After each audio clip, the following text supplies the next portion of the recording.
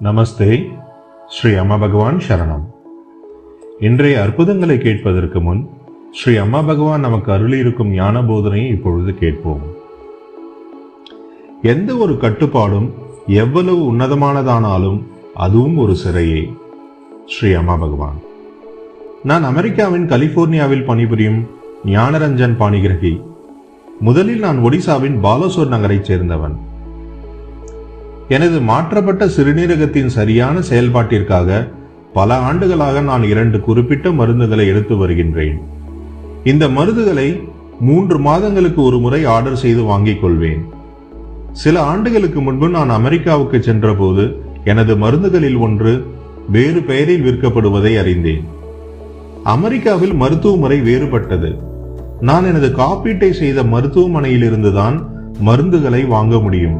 அந்த குறிப்பிட்ட மருத்துவமனையில் மட்டுமே சிகிச்சையும் பெற முடியும். நான் விரும்பினாலும் மற்ற மருந்தகங்களிலிருந்து மருந்துகளை வாங்க முடியாது. ஏனெனில் அவை மிகவும் விலை உயர்ந்தவை. 1.5 மாதங்களுக்கு முன்பு எனது மருந்துகளின் தொகுப்பை ஆர்டர் செய்த போது பழைய மருந்துக்கு பதிலாக ஒரு புதிய மருந்தை பெற்றேன். முன்னதாக எந்த புதிய மருந்தையும் எடுத்துக்கொள்ள வேண்டாம் என்று மருத்துவர்கள் எனக்கு அறிவுறுத்தி இருந்தனர். எனவே நான் பீதியடைய ஆரம்பித்தேன். எனது காப்பீட்டின் அளவுக்குள் அவர்கள் இந்த புதிய மருந்தை மட்டுமே வழங்க முடியும் என்று மருத்துவர் எனக்கு தெரிவித்தார். எனது பழைய மருந்து அந்த மருந்தகத்தில் கிடைக்காததால் புதிய மருந்தை உட்கொள்வதை தவிர வேறு வழி இல்லை. சில நாட்களுக்கு பிறகு சிறுநீரகத்தின் செயல்பாட்டை குறிக்கும் என் இரத்தத்தில் உள்ள கிரியேட்டினின் அளவு அதிகரிக்க தொடங்கியது. இன்னும் சில நாட்கள் காத்திருக்க மருத்துவர் அறிவுறுத்தினார். கிரியேட்டினின் அளவு குறையவில்லை எனில் அவர் மருந்தின் அளவை அதிகரிப்பார். நான் தொடர்ந்து பயத்தில் இருந்தேன்.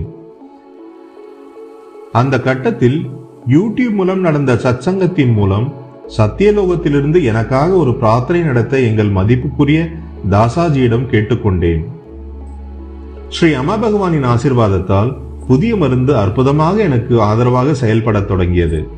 எனது கிரியேட்டினின் நிலை 1.1க்குள் இருக்கும்படி நான் எப்போதும் பிரார்த்திக்கின்றேன். இப்போது அதன் அளவு 1.1. எனக்காக கூட்டு பிரார்த்தனைகளை நடத்திய அன்புள்ள தாசாஜிக்கு எனது மனமார்ந்த நன்றி.